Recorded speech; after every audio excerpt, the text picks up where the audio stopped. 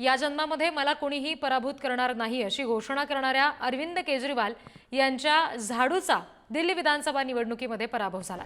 या पराभवानंतर राजधानी दिल्ली इथं रामलीला मैदानावर दिल्लीच्या मुख्यमंत्र्यांचा शपथविधी व्हायचा आहे, त्या दृष्टीने तयारी सुरू झालेली आहे आणि या तयारीमध्ये हातात झाडू घेऊन स्वच्छता करणाऱ्या कर्मचाऱ्यांशी आमचे प्रतिनिधी शिवाजी काळे यांनी संवाद साधलाय। सध्या रामलीला मैदानावरती दिल्लीच्या मुख्यमंत्र्यांच्या शपथविधीची तयारी सुरू आहे आणि यासाठी सफाई कर्मचारी आहेत, त्यांच्याशी थेट बातचीत करू। हातात झाड़ू घेऊन ते कर्मचारी सफाई करता है। क्या कहेंगे, दिल्ली में झाड़ू का सफाया हो गया लेकिन आपका काम अभी चल रहा है? हाँ जी, हमारा काम चल रहा है, सफाई से हम काम कर रहे हैं पार्क में और हमारे शपथ लेंगे सर, इस मारे हमें सफाई करके देनी पड़ेगी दिल्ली सरकार को। प्रधानमंत्री यहाँ पे आने वाले हैं और ये सब सफाई का काम चल रहा है।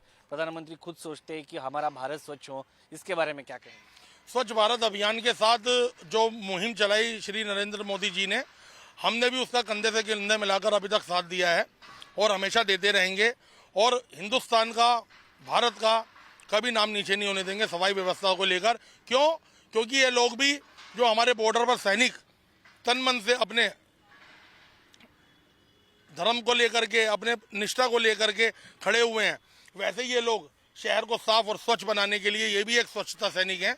ये भी ऐसे ही अपने तन मन से दिल्ली को, भारतवर्ष को स्वच्छ बनाने की कोशिश करते हैं और हमेशा करते रहेंगे निरंतर। धन्यवाद। तर एकंदरीत जर आपण पाहिलं तर दिल्लीमध्ये झाडूचा सफाया लोकांनी केला आहे, मात्र आजही लोक झाडूनी ह्या ठिकाणी पंतप्रधान नरेंद्र मोदी येणार आहेत, दिल्लीच्या मुख्यमंत्र्यांचा शपथविधी होणार आहे, त्यासाठी तयारी करताना पाहायला मिळत आहेत। कॅमेरामन अनिल सह शिवाजी काळे, पुढारी न्यूज, दिल्ली।